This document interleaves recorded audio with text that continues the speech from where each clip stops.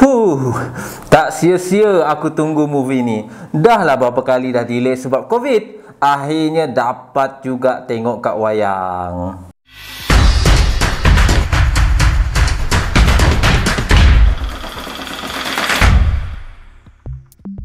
What's up guys, semoga hari-hari korang sentiasa indah dan ceria selalu, amin. Untuk yang first time, aku Topeng Man. Aku suka berbicara tentang movie dan kali ini aku akan review filem daripada salah seorang pengarah yang aku minat, iaitu filem Dune. Ramai yang menjagakan filem Dune ini merupakan filem terbaik 2021 sebab novel dia pun antara yang paling laris. Lagipun pengarahnya daripada Denis Villeneuve, salah seorang pengarah filem yang aku kagumi. Korang kena tonton sampai habis tau review aku ni sebab di penghujungnya nanti aku akan rate untuk filem ni, okey? Sebelum aku mulakan guys, jangan lupa support untuk subscribe channel Topeng Man dan klik butang loceng supaya korang tak terlepas dengan review terbaru daripada Topeng Man. Okey lah guys, jom kita tengok apa ringkasan movie ni kejap, jom.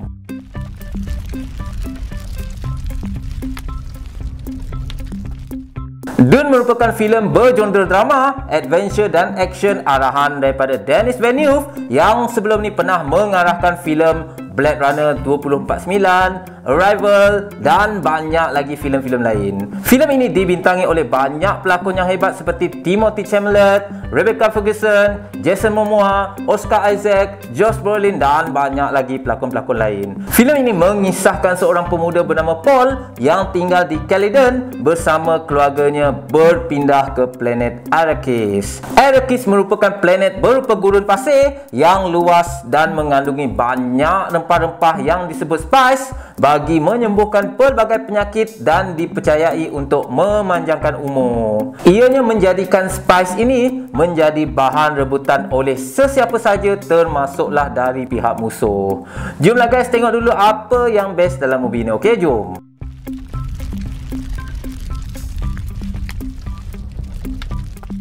Yang pertama, pengalaman sinematik yang best. Bila korang menonton filem ini, akan jelas menunjukkan yang movie ini dihasilkan dengan bajet yang besar. Ianya seperti membenamkan penonton dengan kesempurnaan teknikal, visual filem yang luar biasa dan sangat mengagumkan dengan sinematografinya yang memukau.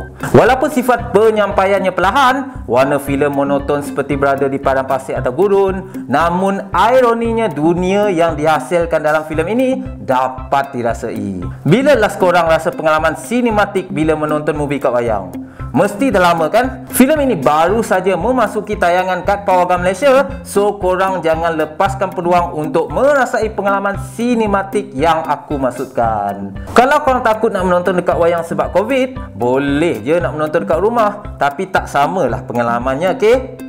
Yang kedua, lakonan yang mantap. Filem ini membariskan nama-nama yang hebat. Kalau sebut nama mungkin korang tak berapa kenal, tapi kalau korang tengok muka mesti korang kenal punya. Penampilan pelakon-pelakon hebat ini masing-masing memberikan yang terbaik walaupun ya, ada beberapa karakter tidak ditunjukkan secara menyeluruh disebabkan ada sambungan part 2. Lakonan Timothée Chalamet boleh diberi pujian kerana memegang watak utama dengan baik, walaupun pada hakikatnya aku meragui peranan utama pelakon tersebut. Sebahagian besar dari peranan watak tidak ditunjukkan dengan lebih lanjut untuk part 1 ini. Maybe part 2 nanti kot. Adalah beberapa kekurangan dalam watak, aku akan ulas kat bahagian kekurangan filem kejap lagi, okey? Yang ketiga, soundtrack yang menarik.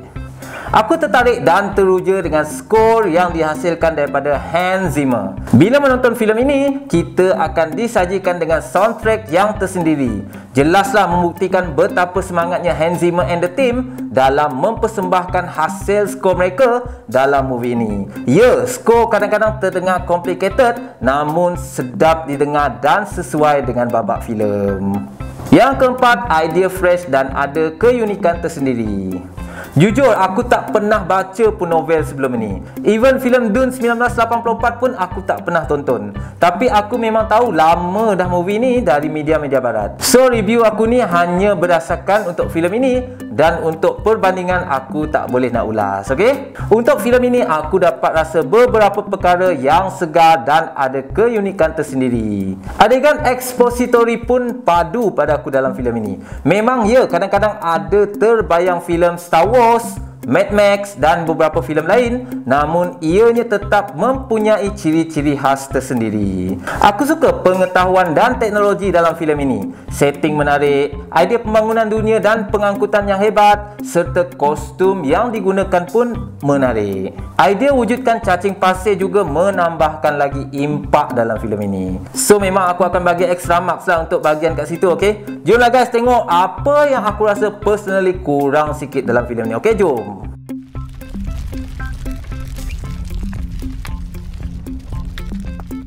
Yang pertama, watak tambahan kurang peranan dan penjiwaan. Seperti yang aku bagi tahu tadi, lakonan semua pelakon dalam filem ini mantap, namun ada beberapa kekurangan.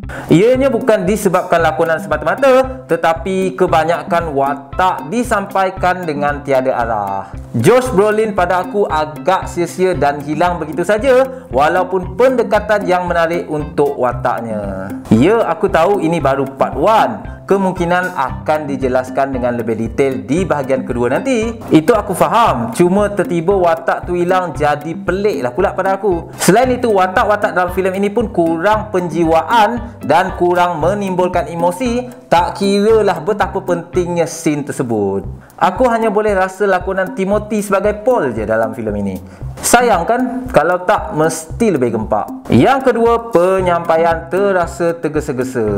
Filem ini struktur agak perlahan, tetapi perlahan yang bukan dibuat-buat. Maksudnya memang sesuai dengan filem ni lah. Durasi filem 2 jam 35 minit. Tapi kan ada beberapa part yang aku rasakan macam tergesa-gesa untuk disampaikan. Pada aku agak sukar bagi seseorang yang macam aku, yang belum menonton filem Dune 1984 dan belum membaca novel, untuk mengingat semua yang disampaikan. Penamaan planet-planet dan klan yang bunyi hampir sama boleh mengelirukan penonton. Ya, memang pada mulanya mungkin akan terasa lost, tetapi di penghujungnya nanti segalanya akan jelas. Yang ketiga, ending yang kurang impak. Ending filem ini bukanlah kategori buruk, ianya still boleh diterima dengan rasional tertentu. Cuma aku sebagai penonton memang suka climax yang wow. Adegan aksi untuk ending pun macam kurang bertenaga. Takkan sebab gurun kot jadi macam tu. Lagi satu, bila kita dah tahu ada sambungan part 2 last kali, aku merasakan filem 2 jam 30 minit ni hanyalah pengenalan. Kau rasa apa? Tapi side yang bagusnya, kau tak sabar nak tonton untuk part 2, betul tak?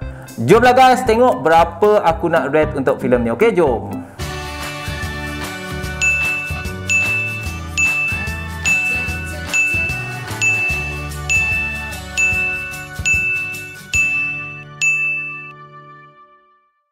So guys, macam mana dengan markah yang aku bagi? Korang setuju tak? Kalau korang dah tonton filem ini, share lah pendapat korang kat bawah, okey? Untuk yang belum menonton, aku highly suggest untuk korang tonton. Kalau layan kat pawagam, lagi bagus. Pada aku, ini filem tonton kat teater paling menyeronokkan setakat ini bagi tahun 2021. Walaupun ya, sebenarnya aku lebih prefer filem ini dipanjangkan sehingga ke penamat tanpa ada part 2 ataupun sambungan. Sebab aku sebenarnya bukanlah peminat franchise. Tapi part 2 untuk filem ni sure lah aku akan tonton kalau ada nanti. Korang pula jangan lupa tonton kat pawagam, okey? Itu saja daripada aku guys. Jangan lupa subscribe, like dan komen pendapat korang. Aku Topeng Man, poyo tapi jujur.